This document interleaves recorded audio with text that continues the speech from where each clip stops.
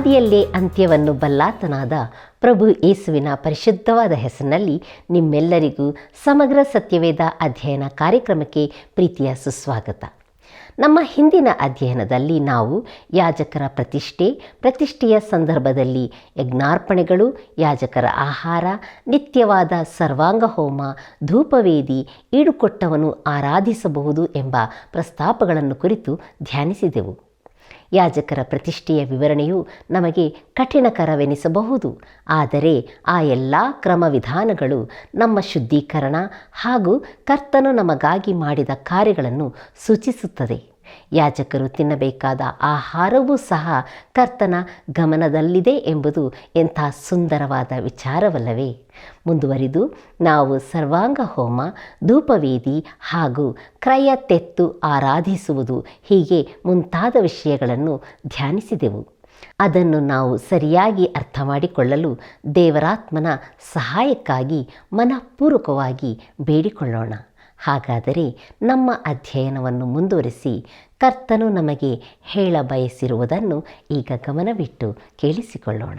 ನಿರ್ಮಲ ಚಿತ್ತರು ಧನ್ಯರು, ಅವರು ದೇವರನ್ನು ನೋಡುವರು ಎಂಬುದಾಗಿ ಹೇಳಿದಂಥ ನಮ್ಮ ರಕ್ಷಕನಾದ ಯೇಸುಕ್ರಿಸ್ತನ ಮಧುರವಾದ ನಾಮದಲ್ಲಿ ನಿಮ್ಮನ್ನು ವಂದಿಸುತ್ತಾ ಇಂದಿನ ಸತ್ಯವೇದ ಅಧ್ಯಯನಕ್ಕೆ ಬಹು ಪ್ರೀತಿಯಿಂದ ಸ್ವಾಗತಿಸುತ್ತೇನೆ.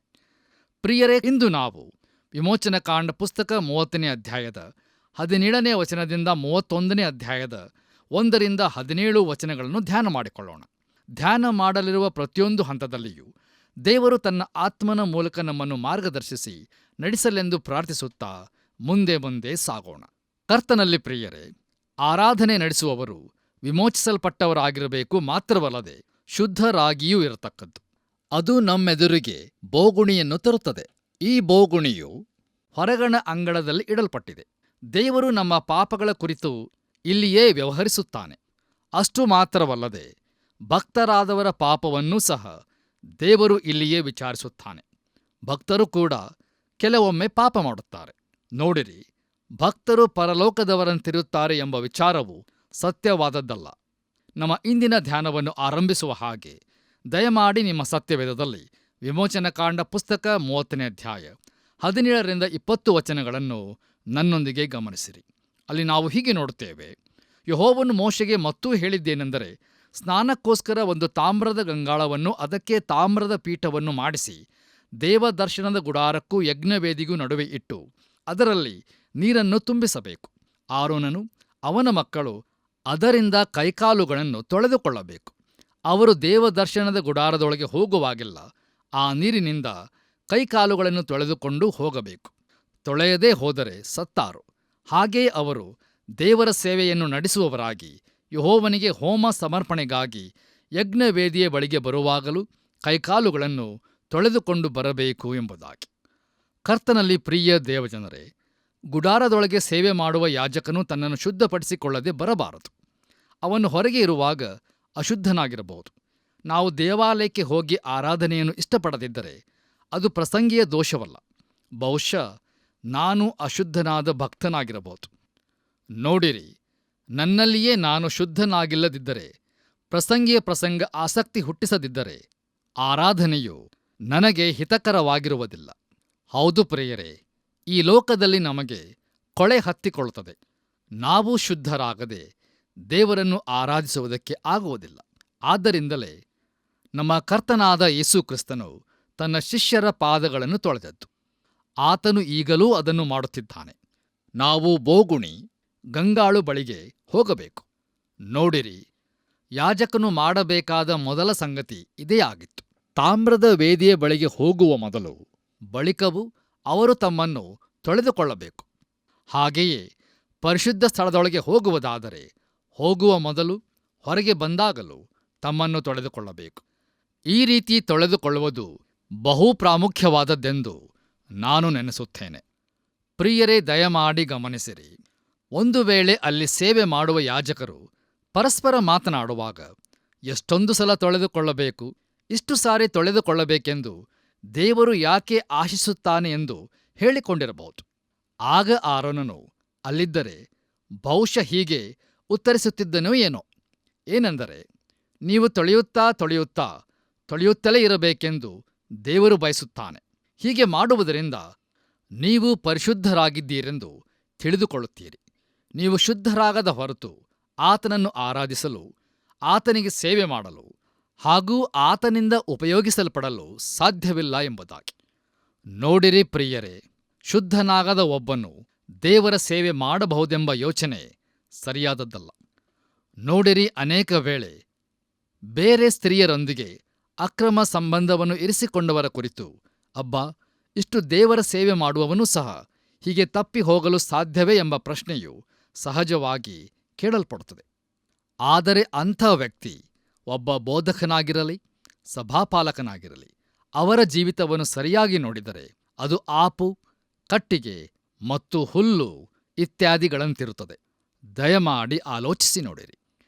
ಕೊರಿಂಥದವರಿಗೆ ಬರೆದ ಮೊದಲನೆಯ ಪತ್ರಿಕೆ 3ನೇ ಅಧ್ಯಾಯ 12-15 ವಚನಗಳನ್ನು ಓದುವಾಗ ಅಲ್ಲಿ ಹೀಗೆ ಬರೆದದೆ: ಆ ಅಸ್ತಿವಾರದ ಮೇಲೆ ಚಿನ್ನ, ಬೆಳ್ಳಿ, ರತ್ನ, ಕಟ್ಟಿಗೆ, ಹುಲ್ಲು, ಆಪು ಮುಂತಾದವುಗಳಲ್ಲಿ ಯಾವುದರಿಂದ ಕಟ್ಟಿದರೂ ಅವನವನ ಕೆಲಸವು ವ್ಯಕ್ತವಾಗುವುದು. ಕ್ರಿಸ್ತನು ಬರುವ ದಿನವು ಬೆಂಕಿಯೊಡನೆ ಉದಯವಾಗಿ ಆ ಕೆಲಸವನ್ನು ಸ್ಪಷ್ಟವಾಗಿ ತೋರಿಸುವುದು. ಅವನವನ ಕೆಲಸವೆಂಥದೋ ಆ ಬೆಂಕಿ ಶೋಧಿಸುವುದು. ಒಬ್ಬನು ಆ ಅಸ್ತಿವಾರದ ಮೇಲೆ ಕಟ್ಟಿದ್ದು ಉಳಿದರೆ ಅವನಿಗೆ ಸಂಬಳ ಬರುವುದು.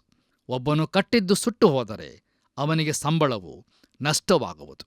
ತಾನಾದರೂ ರಕ್ಷಣೆ ಹೊಂದುವನು, ಆದರೆ ಬೆಂಕಿಯೊಳಗಿಂದ ತಪ್ಪಿಸಿಕೊಂಡವನ ಹಾಗಿರುವನು ಎಂಬುದಾಗಿ. ನೋಡಿರಿ, ಇಂಥವನ ಮಹಾಕಾರ್ಯಗಳು ದೇವರ ದೃಷ್ಟಿಯಲ್ಲಿ ಯಾವುದಕ್ಕೂ ಬಾರದು. ಹೌದು ಪ್ರಿಯರೇ, ನಾವು ಪರಿಶುದ್ಧರಾಗಿರಬೇಕೆಂದು ದೇವರು ಬಯಸುತ್ತಾನೆ. ಕರ್ತನಲ್ಲಿ ಪ್ರಿಯರೇ, ಯಾಜಕರು ತಾಮ್ರದ ಬೋಗುಣಿಯಲ್ಲಿ ತೊಳೆದುಕೊಳ್ಳಬೇಕಾಗಿತ್ತು. ನಾವು ಆತನ ಬಳಿಗೆ ಬರುವಾಗ ಅರಿಕೆ ಮಾಡಿಕೊಳ್ಳಬೇಕು. ಯೋಹಾನನು ಬರೆದ ಮೊದಲನೆಯ ಪತ್ರಿಕೆ 1ನೇ ಅಧ್ಯಾಯ 9ನೇ ವಚನದಲ್ಲಿ ನಾವು ಹೀಗೆ ನೋಡುತ್ತೇವೆ: ನಮ್ಮ ಪಾಪಗಳನ್ನು ಒಪ್ಪಿಕೊಂಡು ಅರಿಕೆ ಮಾಡಿದರೆ ಆತನು ನಂಬಿಗಸ್ತನೂ ನೀತಿವಂತನೂ ಆಗಿರುವುದರಿಂದ ನಮ್ಮ ಪಾಪಗಳನ್ನು ಕ್ಷಮಿಸಿಬಿಟ್ಟು ಸಕಲ ಅನೀತಿಯನ್ನು ಪರಿಹರಿಸಿ ನಮ್ಮನ್ನು ಶುದ್ಧಿ ಮಾಡುವನು ಎಂಬುದಾಗಿ. ನೋಡಿರಿ, ಈ ತಾಮ್ರದ ಬೋಗುಣಿಯು ನಮ್ಮ ಪರಿಶುದ್ಧತೆಯನ್ನು ಸೂಚಿಸುತ್ತದೆ. ಹೌದು ಪ್ರಿಯರೇ, ದೇವರ ಸೇವೆಯನ್ನು ಮಾಡಬೇಕಾದರೆ ನಮ್ಮನ್ನು ನಾವು ಶುದ್ಧಪಡಿಸಿಕೊಳ್ಳಬೇಕು. ದೇವರಿಂದ ಉಪಯೋಗಿಸಲ್ಪಡಬೇಕಾದರೆ ನಾವು ಶುದ್ಧರಾಗಬೇಕು. ನಮ್ಮ ವಸ್ತ್ರಗಳು ಸುವಾಸನೆ ಬೀರುವುದು ಮಾತ್ರವಲ್ಲದೆ ನಮ್ಮ ದೇಹಗಳು ಶುದ್ಧ ನೀರಿನಿಂದ ತೊಳೆಯಲ್ಪಡಬೇಕು. ಈ ಶುದ್ಧವಾದ ನೀರು ದೇವರ ವಾಕ್ಯವೇ ಆಗಿದೆ. ಕರ್ತನ ನಾಮಕ್ಕೆ ಸ್ತೋತ್ರವಾಗಲಿ. ಕರ್ತನಲ್ಲಿ ಪ್ರಿಯರೇ, ಆ ಬೋಗುಣಿಯು ತಾಮ್ರದಿಂದ ಮಾಡಲ್ಪಟ್ಟಿತ್ತು. ನೋಡಿರಿ, ಆಗಿನ ಕಾಲದಲ್ಲಿ ಗಾಜಿನ ದರ್ಪಣಗಳು ಇರಲಿಲ್ಲ. ಸ್ತ್ರೀಯರು ಚೆನ್ನಾಗಿ ಮೆರುಗುಗೊಳಿಸಲ್ಪಟ್ಟ ತಾಮ್ರದ ಬೋಗುಣಿಗಳಲ್ಲಿ ತಮ್ಮ ಮುಖಗಳನ್ನು ನೋಡಿಕೊಳ್ಳುತ್ತಿದ್ದರು. ಅದು ನಮ್ಮ ಮುಖದಲ್ಲಿನ ಕೊಳೆಯನ್ನು ತೋರಿಸುತ್ತಿತ್ತು.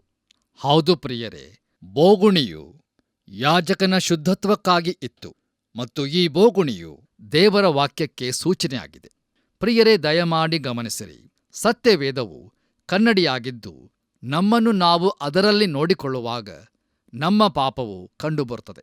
ಆಗ ನಾವು ಆ ಪಾಪವನ್ನು ಅರಿಕೆ ಮಾಡಿ ಶುದ್ಧರಾಗಬೇಕು. ನೋಡಿರಿ, ನಾವು ನಮ್ಮ ಪಾಪಗಳನ್ನು ಬಹಿರಂಗವಾಗಿ ಅರಿಕೆ ಮಾಡಬೇಕೆಂತಿಲ್ಲ. ಏಕಾಂತವಾಗಿ ನಾವು ಯೇಸು ಕ್ರಿಸ್ತನ ಬಳಿಗೆ ಹೋಗಿ ಆತನಿಗೆ ಅರಿಕೆ ಮಾಡಬೇಕು. ಕರ್ತನಲ್ಲಿ ಪ್ರಿಯರೇ, ದಯಮಾಡಿ ಗಮನಿಸಿರಿ. ಪ್ರತಿ ಭಾನುವಾರ ನಾವು ದೇವಾಲಯದೊಳಗೆ ಹೋಗುವ ಮೊದಲು ನಾವು ನಮ್ಮಲ್ಲಿರುವ ಪಾಪಗಳನ್ನು ಆತನಿಗೆ ಅರಿಕೆ ಮಾಡಿ ತೊಳೆದುಕೊಳ್ಳಬೇಕು. ನೋಡಿರಿ, ಶುದ್ಧವಾದ ಹೃದಯದಿಂದ ಬರದ ಹೊರತು ದೇವರು ನಮ್ಮ ಆರಾಧನೆಯನ್ನು ಮತ್ತು ನಮ್ಮ ಸೇವೆಯನ್ನು ಸ್ವೀಕರಿಸುವುದಿಲ್ಲ. ದಯಮಾಡಿ ಆಲೋಚಿಸಿ ನೋಡಿರಿ. ಬನ್ನಿರಿ ಪ್ರಿಯರೇ, ನಮ್ಮ ಧ್ಯಾನವನ್ನು ಮುಂದುವರಿಸಿ ನಾವು ವಿಮೋಚನಕಾಂಡ ಪುಸ್ತಕ 30ನೇ ಅಧ್ಯಾಯ 25-29 ವಚನಗಳನ್ನು ಓದುವಾಗ ಅಲ್ಲಿ ನಾವು ಹೀಗೆ ನೋಡುತ್ತೇವೆ: ಇವುಗಳನ್ನೆಲ್ಲ ತೆಗೆದುಕೊಂಡು ಬುಕ್ಕಿಟ್ಟುಗಾರರ ಪದ್ಧತಿಯ ಮೇರೆಗೆ ಮಿಶ್ರ ಮಾಡಿ ದೇವರ ಸೇವೆಗಾಗಿ ಅಭಿಷೇಕ ತೈಲವನ್ನು ಮಾಡಿಸಬೇಕು. ಅದರಿಂದ ದೇವದರ್ಶನದ ಗುಡಾರ, ಆಜ್ಞಾಶಾಸನಗಳ ಮಂಜೂಷ, ಮೇಜು, ಮೇಜಿನ ಉಪಕರಣಗಳು, ದೀಪಸ್ತಂಭ, ದೀಪಸ್ತಂಭದ ಉಪಕರಣಗಳು, ಧೂಪವೇದಿ, ಯಜ್ಞವೇದಿ, ಯಜ್ಞವೇದಿಯ ಉಪಕರಣಗಳು, ಗಂಗಾಳ, ಅದರ ಪೀಠ, ಇವುಗಳನ್ನೆಲ್ಲ ಅಭಿಷೇಕಿಸಿ ಅವು ಅತಿ ಪರಿಶುದ್ಧವಾಗುವಂತೆ ಪ್ರತಿಷ್ಠಿಸಬೇಕು ಎಂಬುದಾಗಿ. ಕರ್ತನಲ್ಲಿ ನನ್ನ ಪ್ರಿಯ ಆತ್ಮೀಯ ಬಂಧುಗಳೇ, ನಮಗೆ ಈ ದಿನಗಳಲ್ಲಿ ಯಾವ ಅಭಿಷೇಕವಿದೆ? ಹೌದು, ಅದು ಪವಿತ್ರಾತ್ಮನ ಅಭಿಷೇಕವೇ ಆಗಿದೆ. ಆ ಅಭಿಷೇಕವು ನಮಗೆ ದೇವರ ವಾಕ್ಯವನ್ನು ತಿಳಿದುಕೊಳ್ಳಲು ಸಹಾಯ ಮಾಡುತ್ತದೆ. ಇದರಿಂದಾಗಿಯೇ ಇಂದು ಅನೇಕರ ಜೀವಿತದಲ್ಲಿ ಸತ್ಯವೇದವು ನಿಜವಾದದ್ದಾಗಿದೆ.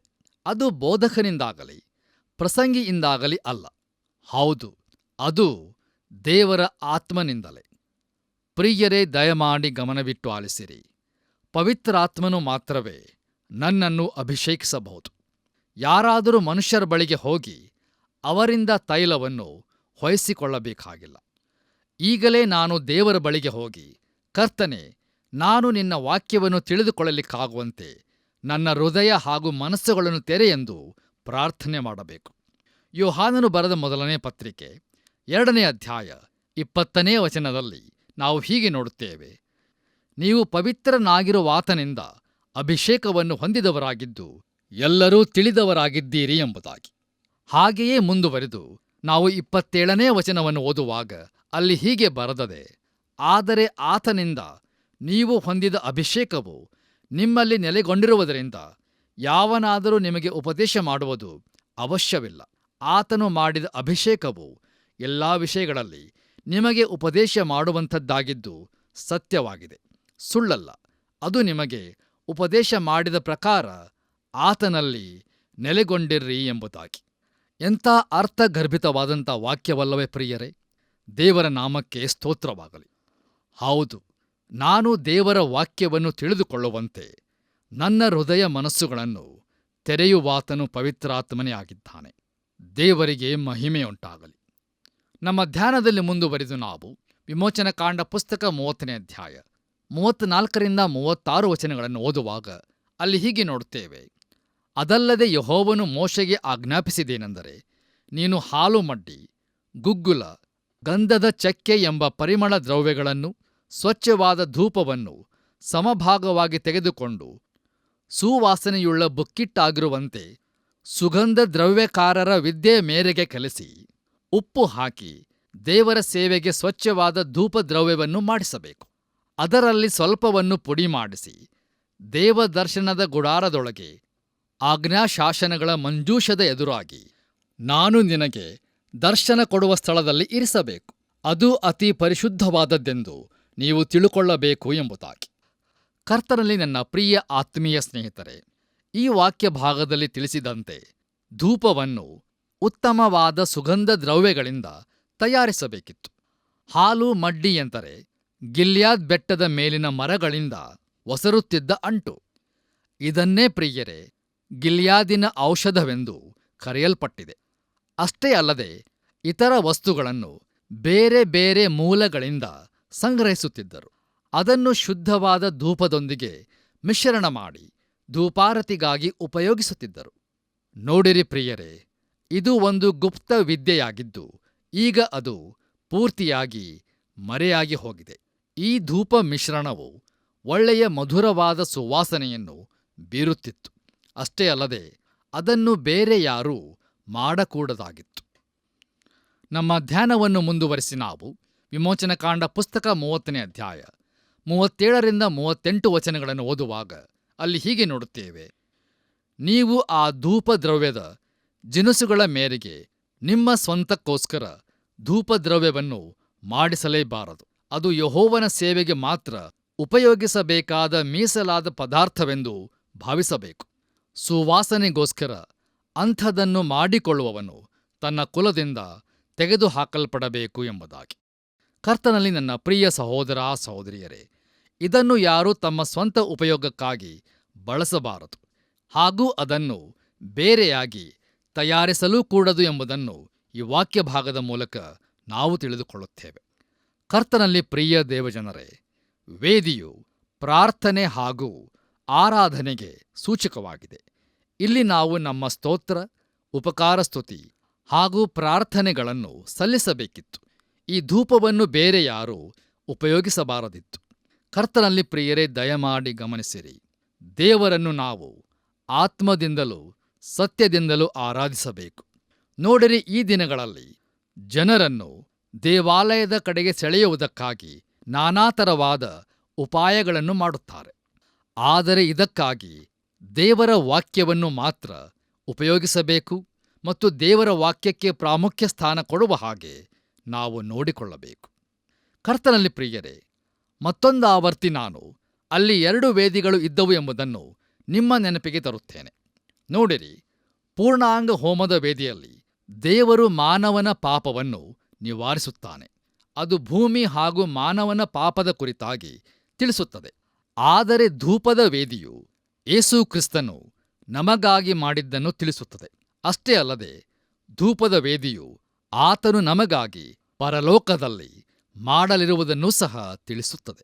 ಅದು ನಮ್ಮ ಪ್ರಾರ್ಥನೆ ಹಾಗೂ ಆರಾಧನೆಯಲ್ಲಿನ ಮಾಡಲಿರುವುದನ್ನು ತಿಳಿಸುತ್ತದೆ.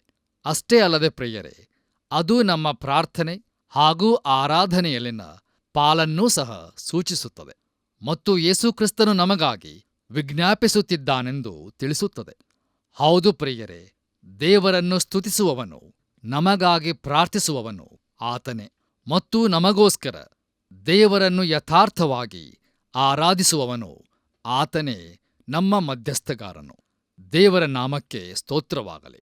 ಕರ್ತನಲ್ಲಿ ಪ್ರಿಯರೇ, ಈ ವೇದಿಯು ವರ್ಷಕ್ಕೊಂದಾವರ್ತಿ ರಕ್ತದಿಂದ ಪರಿಶುದ್ಧಗೊಳಿಸಲ್ಪಡುತ್ತದೆ.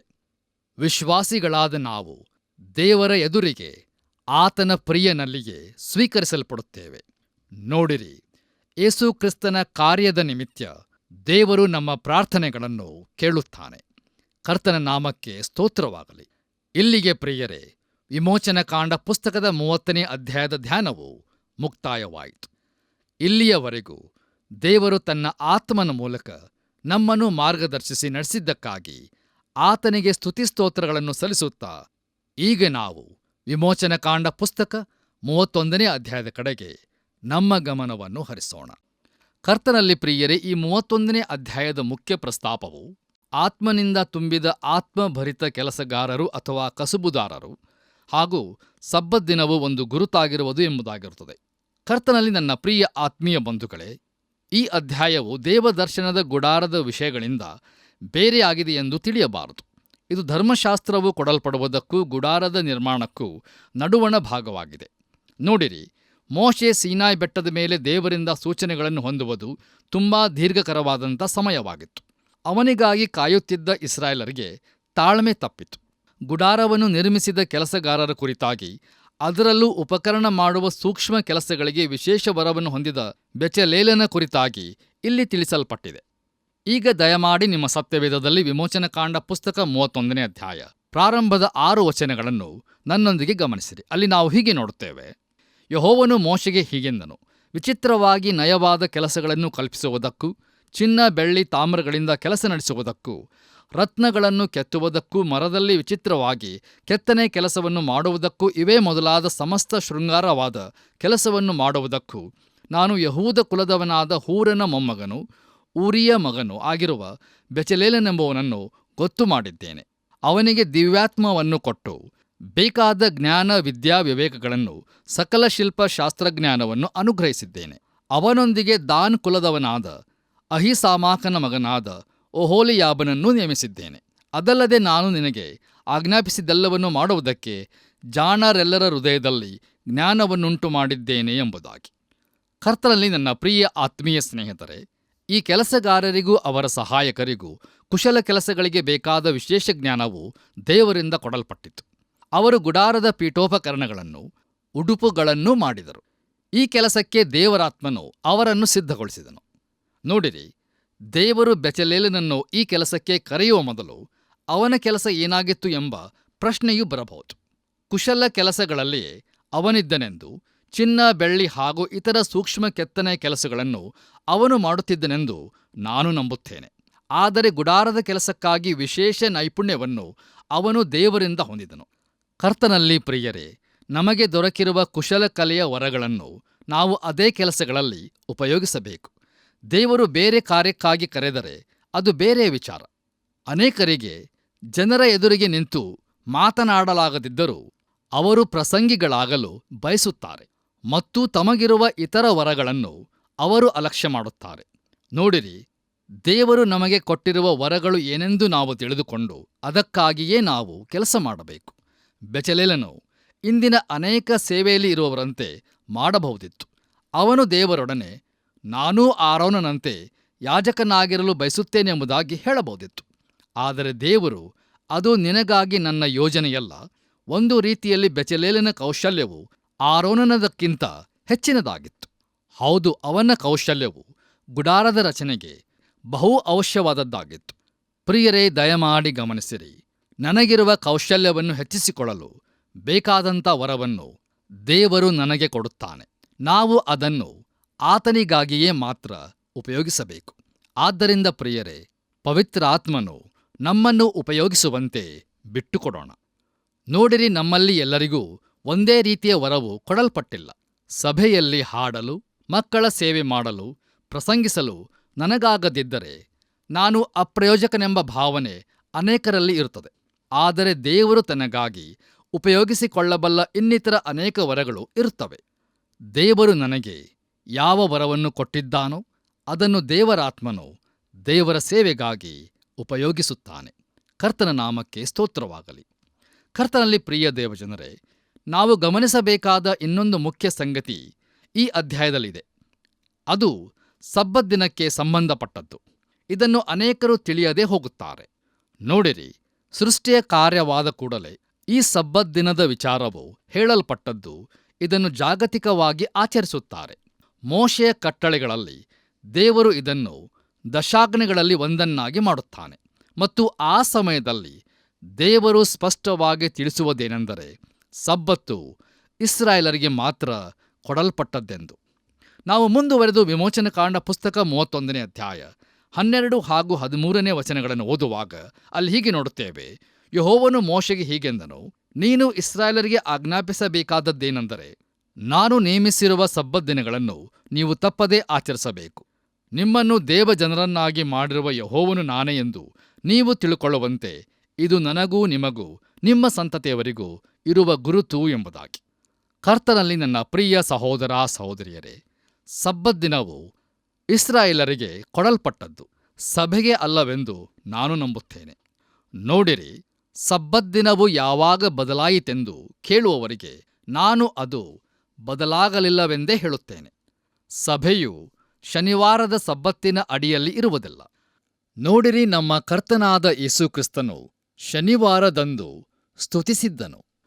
ನಾವು ಆ ದಿನವನ್ನು ಆಚರಿಸುವುದಿಲ್ಲ, ಯಾಕೆಂದರೆ ನಾವು ಸತ್ತು ಹೋಗಿರುವ ಯೇಸು ಕ್ರಿಸ್ತನನ್ನು ಹಿಂಬಾಲಿಸುತ್ತಿಲ್ಲ. ಪ್ರಿಯರೇ, ದಯಮಾಡಿ ಗಮನಿಸಿರಿ. ವಾರದ ಮೊದಲನೆಯ ದಿವಸ ಯೇಸು ಕ್ರಿಸ್ತನು ಸತ್ತವರೊಳಗಿಂದ ಎದ್ದು ಬಂದನು. ಆರಂಭದಿಂದಲೂ ಸಭೆಯು ವಾರದ ಮೊದಲನೆಯ ದಿನದಲ್ಲಿ ಸೇರಿ ಬರುತ್ತಿದ್ದರು. ಸಭೆ ಹುಟ್ಟಿದ್ದು ಆ ದಿನದಂದೇ. ನೋಡಿರಿ, ಪಂಚಾಶತ್ತಮ ದಿನವು ಸಬ್ಬತ್ ದಿನದ ಮರುದಿನವಾಗಿತ್ತು. ಮೊದಲಿಗೆ ಸಬ್ಬತ್ ದಿನವು ಇಡೀ ಮಾನವ ಜನಾಂಗಕ್ಕೆ ಕೊಡಲ್ಪಟ್ಟಿತ್ತು. ಆದರೆ ಮಾನವ ಸಂತತಿಯು ದೇವರಿಂದ ದೂರ ಹೋಯಿತು ಮತ್ತು ದೇವರು ಸಬ್ಬತ್ ದಿನವನ್ನು ಪ್ರತ್ಯೇಕವಾಗಿ ಇಸ್ರಾಯೇಲರಿಗೆ ಮಾತ್ರ ಕೊಟ್ಟನು. ದಯಮಾಡಿ ಆಲೋಚಿಸಿ ನೋಡಿರಿ. ಮುಂದೆ ನಾವು 14ನೇ ವಚನವನ್ನು ಓದುವಾಗ ಅಲ್ಲಿ ಹೀಗೆ ಬರೆದದೆ, ಆದ ಕಾರಣ ನೀವು ಸಬ್ಬತ್ ದಿನವನ್ನು ದೇವರ ದಿನವೆಂದು ಭಾವಿಸಿ ಆಚರಿಸಬೇಕು. ಅದನ್ನು ಅಪರಿಶುದ್ಧವಾದದ್ದೆಂದು ಎಣಿಸಿ ನಡೆದವನಿಗೆ ಮರಣ ಶಿಕ್ಷೆಯಾಗಬೇಕು. ಆ ದಿನದಲ್ಲಿ ಕೆಲಸವೇನಾದರೂ ಮಾಡುವವನು ತನ್ನ ಕುಲದಿಂದ ತೆಗೆದುಹಾಕಲ್ಪಡಬೇಕು ಎಂಬುದಾಗಿ.